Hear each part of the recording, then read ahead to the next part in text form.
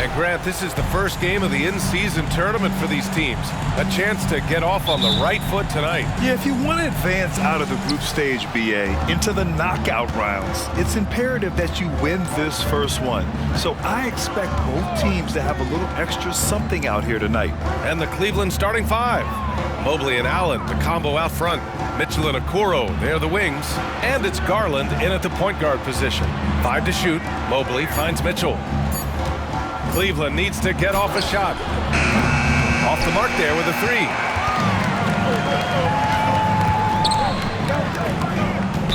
Cleveland foul. Isaac Okoro. First personal foul. First team foul. We've got 1:28 left in the opening quarter. And the basket by Halliburton.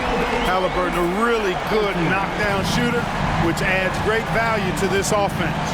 One thing about the Pacers, Clark, year in, year out, they compete. And you know, it doesn't matter who's on the roster. They can and will outwork most teams.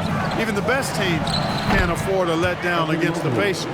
Boy, at the offensive end, his game is so impressive. I mean, he's a threat every time up the floor. Here's Nesmith. Uses the glass to finish the layup. Really good to see Turner find the open man, proving once again he's a team-first guy. Outside Mitchell. Lets it go from deep. With the tip. Great positioning on the putback. I love the relentless attitude he showed there. Got himself in great position under the glass. Hey, had the presence of mind to know exactly where the rebound was going. And then the nifty touch to tip it in as well. Healed against Mitchell. Back to Garland. No good with the triple. The Pacers have gone 2 of 3 from the floor. Healed on the wing. Check by Mitchell. Puts it up from 12. Siakam, no good. Fast break, Cleveland. And there's Okoro. That one's good. And the assist by Garland. And you pay so much attention to Garland, and that allows teammates to get involved. And there's a whistle. That goes on Pascal Siakam. That's his first foul of the game. I love great defense. Just quick to establish his feet, and he takes the hit. And not afraid to put his body on the line either. He took a shot for the team in that situation. Well, a good close contest so far as we finish the first quarter. The Cavaliers on top.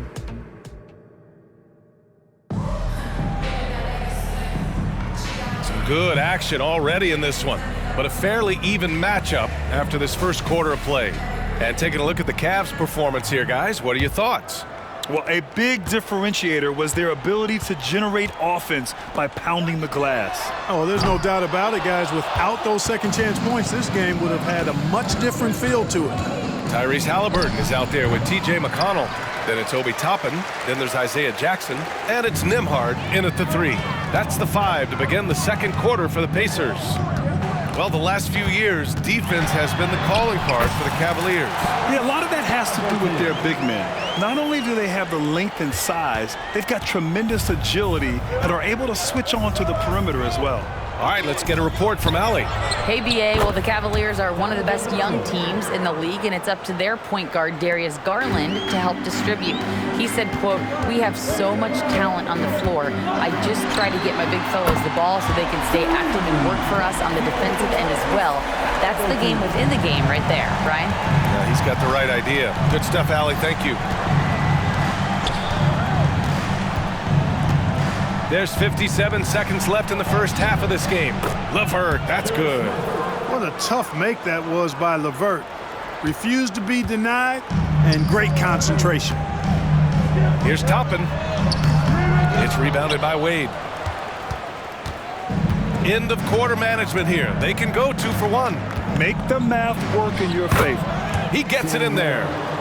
Merrill's gotten his first bucket of the night. Indiana trailing here. Halliburton for 3. It doesn't go for him. The Cavaliers have gotten 3 of 4 field goals in the second quarter. We've got a 9-second difference between the shot clock and game clock. A shot by Merrill, no good. And so Jackson Jr. will bring it up for Indiana. Pass to Halliburton. It's Jackson, high post.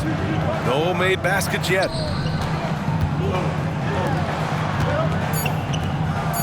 Outside for Halliburton.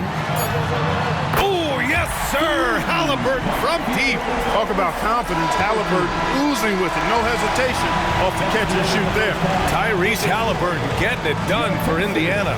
Hit a couple from downtown this quarter. We're coming right back. Don't go anywhere.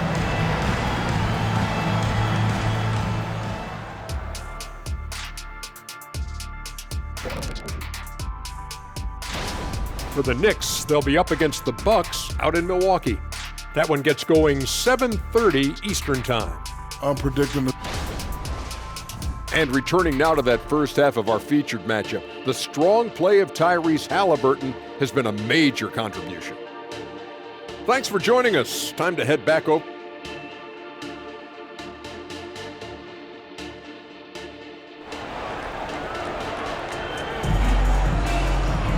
And we're halfway through this one. Plenty of basketball left in a game that's been a fairly even one.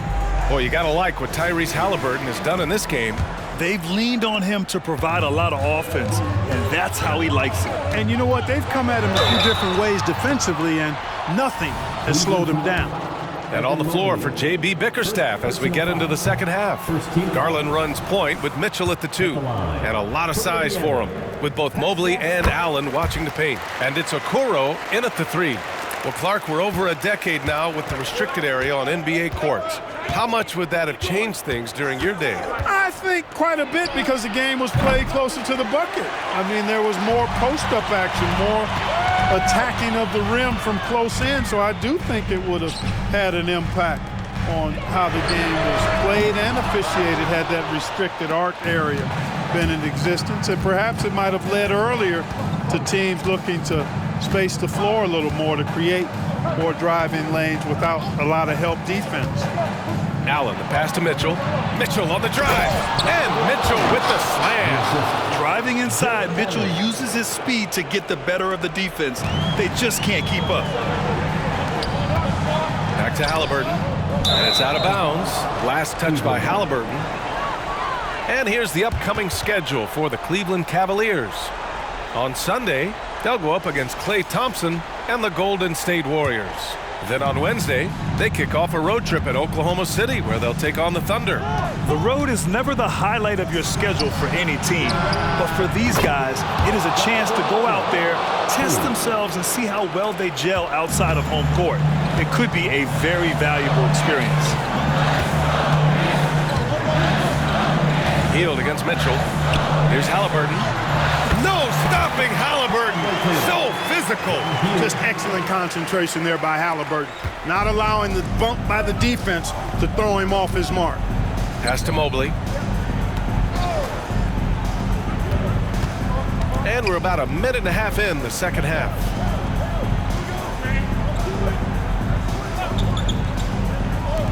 Just 5 to shoot. Garland for 3. It's another 3 for Cleveland. Rise and fire. I just love how assertive Garland is on offense. Siakam finds Turner. Halliburton outside.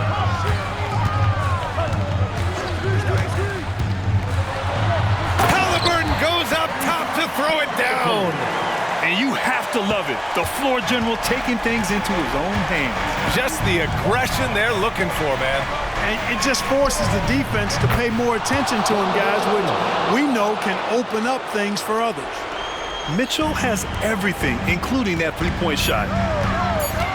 Halliburton for 3. Buries it from 3.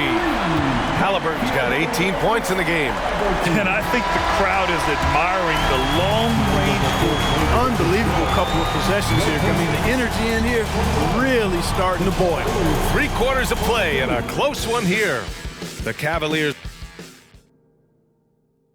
And it's time to bring up the State Farm assist to the game. You know, I'm kind of stoked this was a choice because I love this pass. A remarkable find. He put his court vision on full display. Yeah, and with the accuracy to go along with that vision. I mean, he put the ball in the absolute perfect spot. That's how you orchestrate. And it's been a very competitive game so far as we get rolling here in quarter number 4. While Now it's Turner out there with Pascal Siakam. Then it's Nesmith. Then it's Buddy Hield. And it's Halliburton in at the 1. That's the 5 for the Pacers. And Allen recognizes the importance of this situation. He wants to come up big for his team. Indiana's gone 4 of 9 so far from the perimeter. Halliburton for 3. And it's out of bounds to Indiana.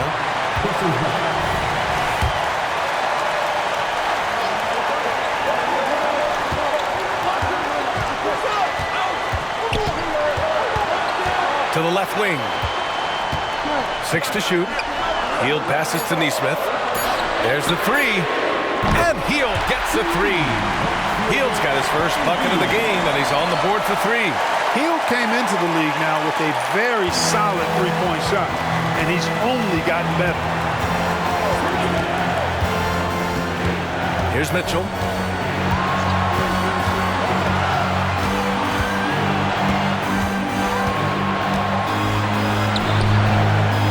The rebound by Nesmith. That's their plan, to get him an opportunity to finish in tight. That's a miss they can live with. And the basket by Halliburton. And put your head down and go to work. That's what they need to do. Yeah, these teams trading punches right now. I mean, it's table tennis. Back and forth we go. All right, let's check in with Allie LaForce. Hey, team, I was able to catch the message that J.B. Bickerstaff was giving to his team. Confidence is what he's asking for right now. He said, quote, when it's close, we have to keep believing in ourselves, and if we don't think we can pull it out, we've already lost. So some strong words from coach in the huddle. Back to you, Brian. And Allie, thanks. When you need one bad, go to a high percentage shooter, and Allen is that guy. Halliburton, pass to Nesmith. It falls! And talk about stepping up in a big way. Well, that was 1-2. He wanted the ball. Nobody else was taking that shot. Baseline try. It's rebounded by Indiana. And the shooter had very little space on that attempt. And, guys, that's exactly the kind of high-impact defense they want to see out of him. Pass to Hield. Turner with it.